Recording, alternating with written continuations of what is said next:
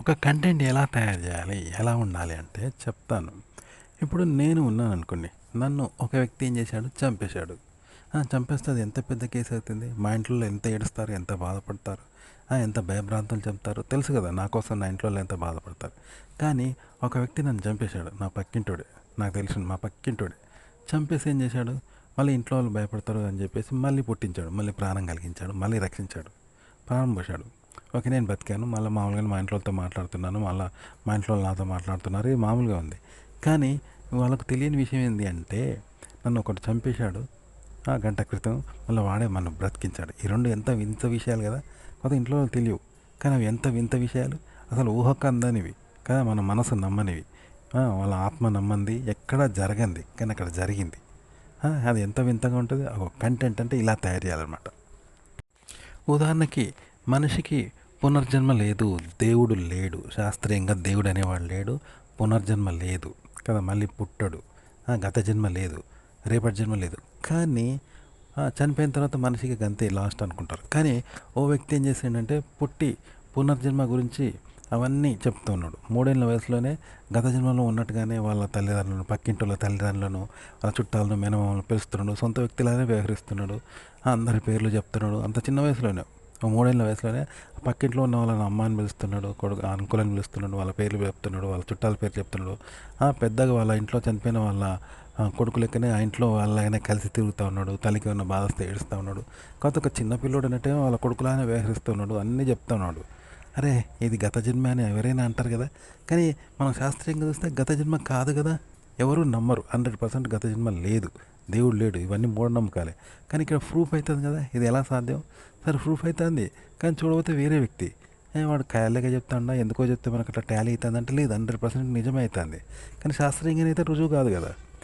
కానీ చూస్తే మాత్రం నాకు సాక్ష్యంగా మాత్రం నిజమే. వాళ్ళ కొడుకులాగానే మాట్లాడతాడు ఆ పక్కింటి పోరుడు, చనిపోయిన కొడుకులాగానే ఎదురింట్లో పుట్టిన పోరుడు అలాగే వేస్తాడు, సొంత ఇంట్లో అలాగే వేస్తాడు, ఆ ఇంటినే కూర్చుంటాడు, వాళ్ళ ఇంటికి వస్తాడు, వాళ్ళ మన అమ్మ అంటాడు, వాళ్ళ కొడుకులాగానే ప్రేమ చూస్తాడు, అన్ని పేర్లు చెప్తాడు, వాళ్ళతోటి ఉంటాడు అంటే ఆశ్చర్యంగా ఉంటుంది కదా. అంటే ఇది అసాధ్యమే, కానీ సాధ్యమైంది కదా. అట్లాంటి కంటెంట్ అనేది అలా ఉండాలి. కంటెంట్ ఎలా ఉండాలంటే మరో ఉదాహరణ చెప్తాను. ఇప్పుడు మీరు ఒక అమ్మాయిని ప్రేమించారు, అమ్మాయి మిమ్మల్ని ఇష్టపడుతుంది, మీ ప్రాణంగా ప్రేమిస్తుంది, మిమ్మల్ని ఇష్టపడుతుంది, చాలా అభిమానిస్తుంది. అందమైన అమ్మాయి, చాలా అందంగా ఉంది, చదువుకుంది, చాలా హీరోయిన్లా ఉంది, మిమ్మల్ని ఇష్టపడుతుంటే మీరు ఆ అమ్మాయిని ఇష్టపడ్డారు. చక్కని అనుబంధం ఏర్పడ్డది ఒక రైలు ప్రయాణంలో. చాలా ప్రేమగా మాట్లాడుతుంటే ఆశ్చర్యపోయారు, అబ్బా నేను అదృష్టవంతునిరా అనుకున్నారు, పంచ ప్రాణాలుగా ప్రేమిస్తున్నారు, ఇష్టపడ్డారు. ఆ అమ్మాయి మిమ్మల్ని ఇష్టపడుతుంటే మీరు ఇష్టపడ్డారు, కొండంత ప్రేమ పెంచుకున్నారు, ఈ అమ్మాయిని వదలద్దు జీవితకాలం అనుకున్నారు, తబ్బిబ్బైపోతున్నారు. ఆ అమ్మాయి పేరు మాత్రమే తెలుసుకున్నారు అంతే. అదిలోగా మీరు అటు ఇటు వెళ్ళలో అమ్మాయి ఎటో వెళ్ళింది, కథ మీకు మళ్ళీ కనిపించలేదు, వెతికినా మీకు కనిపించలేదు, జనంలో కలిసిపోయింది, అది దొరకలేదు. అప్పుడు మీరు ఏం చేస్తారు? అమ్మాయి పేరు తెలుసు, కానీ ఆ అమ్మాయి ఏ ఊరు తెలియదు కదా. ఆంధ్రప్రదేశ్ తెలుగు అమ్మాయి, కానీ ఎక్కడ వెతుకుతారు? ఎంతమందిని వెతుకుతారు? పేపర్లో వేస్తారా, టీవీలో వేస్తారా, ఎక్కడ వేసినా మీకు దొరకదు. కానీ ఇక్కడే ఉంటుంది, కానీ ఇంపాసిబుల్ కదా, దొరకదు. చూసారా, ఎంత చేసినా అమ్మాయి దొరకదు. ఇగో ఇలా అనమాట. అంటే మీ మస్తిష్కానికి అందని విషయాన్ని చెప్పాను కదా.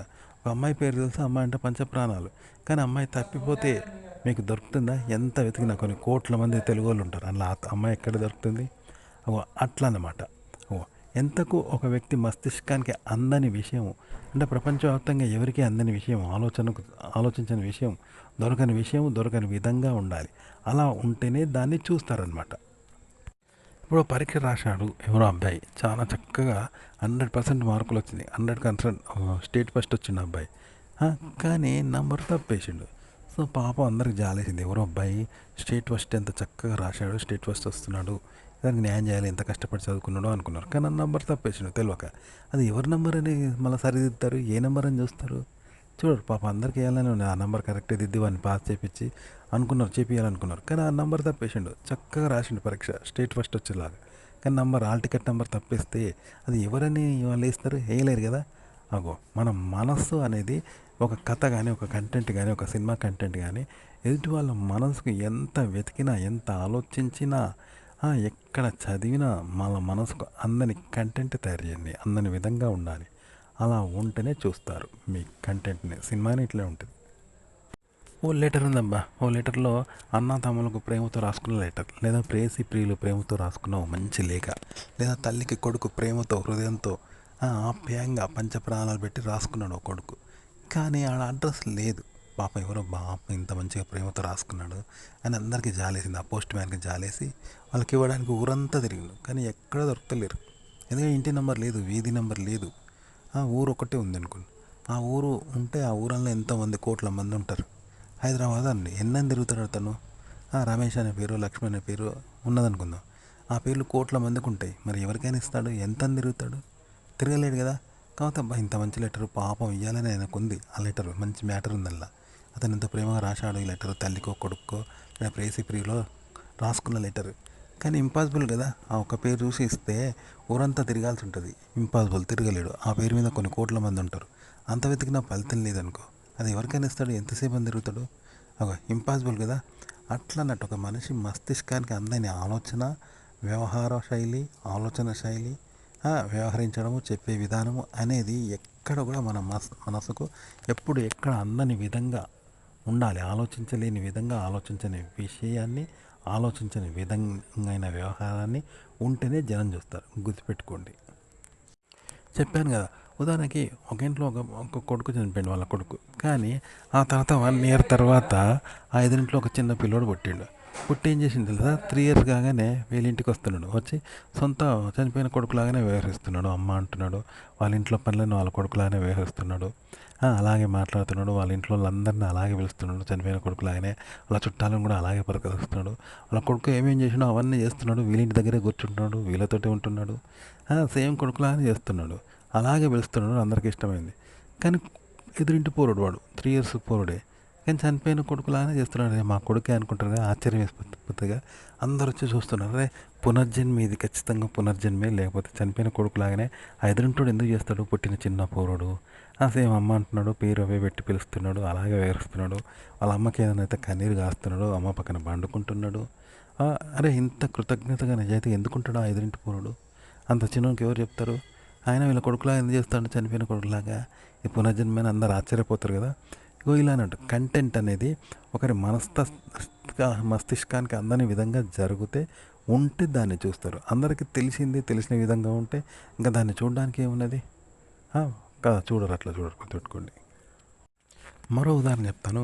మనకు పూర్వకాలంలో ఏముండేది? ఆకాశవాణి పలికేది అని చెప్తారు. కృష్ణుడు పశుపతాస్త్రం ఉపయోగించుండు అని చెప్తారు.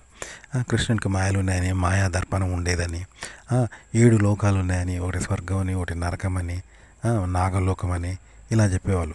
దేవుడు ఆకాశం నుండి వెళ్ళేవాడని కథల్లో చెప్తారు. మునికి తపస్సు ఫలించి దేవుడు ప్రత్యక్షమైందని చెప్తారు. భక్త కన్న పక్కన దేశ కన్ను పెట్టిండని మన పురాణాలు ఉన్నాయి కదా. వినాయకుడు తల ఎవరో, శివుడు ఎవరో నరికిందని, తర్వాత ఏనుగు తల పెట్టిండని, ఇలా మన పురాణాలు అన్నీ ఉన్నాయి కదా. అవన్నీ ఇప్పుడు కూడా జరుగుతూ ఉంటాయి. దేవుడు ప్రత్యక్షమైండు, ఋషులు తపస్సు ముని చేస్తే, ఋషులు మునులు తపస్సు చేస్తే మళ్ళీ దేవుడు ప్రత్యక్షమైతే ఎలా ఉంటుంది? కానీ అది ఇంపాసిబుల్. మనం జస్ట్ మూఢనమ్మకం ఎవడో కల్పించి రాసిన కథ అనుకుంటాం. కానీ ఇప్పుడు జరుగుతూ ఎట్లుంటుంది? వింతగా ఉంటుంది కదా. అరే అని అందరం చూస్తాం కదా. అట్లా ఉంటుంది కథ అనేది. అలా ఉండాలన్నమాట. కంటెంట్ కూడా ఇలాగే ఉండాలి. ఇప్పుడు మూఢనమ్మకాలు ఉంటాయి కదా. రాళ్ళవాన కురుస్తుందట పలానా రోజు అని చెప్పుకుంటారు. ఇప్పుడు వాడు వీనికి చేతబడి చేసిండట, వాడు తెచ్చిండట, వాడు మంత్రాలు అంట అని చెప్పుకుంటారు. ఇవన్నీ ఉంటాయా? మంత్రాలు ఉండవు, చేతబడులు ఉండవు, అలాగే రాళ్ళవాన కురుసుడు ఉండదు. ఎక్కడో దయ్యం తిరుగుతుందని చెప్పుకుంటారు. ఆడ దయ్యం ఉన్నదట అని చెప్పుకుంటారు. 7 అడుగుల మనిషి తిరుగుతాడట అని ఇలా మూఢనమ్మకాలు అని చెప్తారు. మనం భయపడతాం, కానీ అందరికీ తెలుసు కదా ఇవి మూఢనమ్మకాలే అని తెలుసు. ఎన్నటికి కూడా ఇవి ప్రూఫ్ కావు, శాస్త్రీయంగా ప్రూఫ్ కావు, అవి తెలియదు, మనకు కళ్ళ ముందు జరగవు. దయ్యం ఉన్నదంటారు, మంత్రాలు చేసిండు వాడు చంపిండు, వీడు చేతబడి అంటారు. ఇలా చెప్పుకుంటారు. కానీ ఇవి కేవలం మూఢనమ్మకాలే, అందరూ తెలుసు. కాకపోతే భయపడతాం, కానీ ఎక్కడ శాస్త్రీయంగా రుజువు కావు, అలాగే మన కళ్ళ ముందు జరగవు. కేవలం మనం ఒక అభద్రత భయపడుతూ ఉంటాం. మూఢనమ్మకం మాత్రమే కదా. కానీ ఇవి నిజంగా జరిగినాయి అనుకో, ప్రూఫ్ అయినాయి అనుకో, అరే అని ఆశ్చర్యపోతాం కదా. కానీ ఇంపాసిబుల్, అవి జరగవు. కానీ జరిగితే ఎలా ఉంటుంది? కంటెంట్ అనేది అలా ఉండాలన్నమాట. ఒక వ్యక్తిని కంటి చూపుతో చంపేయగలమా? పోనీ మాటతో చంపేయగలమా? పోనీ మంత్రాలకు చింతకాయలు రాలుతాయా? రాలవు కదా. ఇవన్నీ మూఢనమ్మకాలు, అసాధ్యాలు. కానీ సాధ్యమైతే ఎలా ఉంటుంది? ఒక వ్యక్తికి సాధ్యమైంది అనుకో, ఎలా ఉంటుంది? ఆశ్చర్యపోతారు కదా, అసలు ఎవరికీ సాధ్యం కాదు. కానీ ఇది సాధ్యమైందనుకో ఒక వ్యక్తికి, అందరు ఆశ్చర్యంగా వచ్చి గుంపులు గుంపులుగా తండోపతండాలుగా వచ్చి చూస్తారు కదా. ఒక కంటెంట్ అనేది ఇలా ఉండాలన్నమాట. ఎప్పుడు ఎక్కడ ఎవరి మనసుకు, ఎవరి ఆలోచనకు, ప్రపంచంలో ఏ మూలలో జరగని ఒక విషయాన్ని అది జరిగితే ఎలా ఉంటుందో అలా చెప్తే, దాని గురించి చెప్తే, ఆ విధంగా జరిగితే దాని గురించి అలా చెప్తే చూస్తారనమాట. ఇప్పుడు రోబో సినిమా ఉన్నది, మరమనిషి అట. మరమనిషి ఎక్కడన్నా మనిషి అతడా? ఎన్ని కోట్ల సంవత్సరాలు పోయినా మరమనిషి పని చేస్తాడు కావచ్చు, కానీ మనిషి కాలేడు కదా. కానీ ఆ సినిమాలో మరమనిషికి కూడా ప్రాణం వస్తుంది. మన మనిషిని తయారు చేస్తాడు, మరమనిషికి ప్రాణం పోస్తాడు, వాడు మనుషులానే తయారవుతాడు, వాడికి హృదయం వస్తుంది, వాడు కూడా అమ్మాయిలను ప్రేమిస్తాడు. చూసినావా, పురుషులనే వాడు ప్రేమిస్తాడు, మరమనిషి కూడా ఒక అమ్మాయిని. చూసావా, ప్రేమలో పడతాడు, ప్రేమిస్తాడు, ఇలా జరుగుతుంది. కానీ అది ఎక్కడన్నా ఉంటుందా? మరి ఆ సినిమాలో అలా పెట్టింది కాబట్టి కదా అందరు చూస్తున్నారు. ఒక కంటెంట్ అనేది ఇలా ఉండాలి, ఇలాంటివి అయితేనే చూస్తారనమాట. ఇప్పుడు అడ్రస్ లేని ఉత్తరం అది, అడ్రస్ లేదు, కానీ పాపం ఎవరికో ప్రేమ రాసినప్పుడు ఇవ్వాలని అంతా వెతుకుతూ ఉన్నారు అందరు, కానీ ఎక్కడ అడ్రస్ లేదు పాపం అని చెప్పేసి ఎవరికి ఇవ్వలేక అది చింపి పెంట మీద పడేసినాడు, పెంట మీద పడేసినాడు. కానీ ఒక వ్యక్తి వచ్చేది, ఇగో ఇది పలానా వాళ్ళది ఇది అడ్రస్ అని కనిపెట్టిండు ఒక ముసలుడు. ఎట్లా కనిపెట్టిండు అంటే, ఇగో ఈ అక్షరం ఉన్న వ్యక్తి గాడున్నాడు, గాడైతేనే ఇది అక్షరం పోయి చూసి ఇచ్చాడు, ఇంత వాళ్ళు కూడా ఇది మా ఉత్తరమే అండి తీసుకున్నాను అనుకో. అరే అందరు ఆశ్చర్యపోతారు కదా, అబ్బా ఎంత మంచిగా ఇచ్చిండు, అబ్బా ఎంత తెలివిన చూడు అని ఆశ్చర్యపోతారు కదా. ఒక కంటెంట్ అలా ఉండాలన్నమాట, ఎంత ఆశ్చర్యపోయేలాగా ఉండాలి కంటెంట్. ఉదాహరణకు బంగారం దొరకదు, కానీ ఎండి ఇనుము రాగి అందరు దొరుకుతాయి ఇవన్నీ, కానీ బంగారం దొరకదు. కానీ ఇక్కడ నుండి బంగారం కూడా దొరుకుతుంది, ఇగో ఇలా చేయడం వల్ల నాకు ఇనుము కూడా బంగారం అయిపోద్ది అని చెప్పిన అనుకో, ఆశ్చర్యంగా ఉంటుంది. కానీ అది ఎక్కడ జరగదు కదా, ఒక అట్లా అన్నట్టు. అలాగే ఏదైనా ఇప్పుడు ఎప్పుడు జరగదు. ఇప్పుడు పెట్రోల్ అది ఎక్కడ దొరకదు, పెట్రోల్ కదా, మనం వేలు పెట్టి కొనుక్కోవాలి, ధర పెట్టి కొనుక్కోవాలి పెట్రోల్. నీళ్ళల్లో దొరుకుతుందా? నీళ్ళు ఫ్రీగా ఇస్తారు, కానీ పెట్రోల్ దొరుకుతుందా? ఇక్కడ నుండి నీళ్ళల్లో ఈ వస్తువు కలిపితే పెట్రోల్ అయిపోతూ ఉంటుంది, నీళ్ళు పెట్రోల్గా మారుతాయి, ఇక కొనుక్కోవాల్సిన పని లేదనుకో. ఆశ్చర్యంగా ఉంటుంది కదా. అట్లా అన్నట్టు ఒక కొత్త విషయాన్ని కొత్తగా చెప్పాలి అంటే, అసాధ్యమైన విషయాన్ని అసాధ్యమైన సాధ్యం కావాలి అప్పుడు అందరు చూస్తారు, అట్లా చెప్పాలి. చనిపోయిన మనిషిని ఏమైనా లేపుతారా? లేపరు కదా, ఎవడు లేపరు. కానీ ఒక వ్యక్తి కావాలని చనిపోయిన వాడే మళ్ళీ వేసాడు, అరే ఆశ్చర్యంగా ఉంది కదా. ఇగో ఇట్లా అన్నట్టు కంటెంట్ ఈ రెండు ఉండాలి.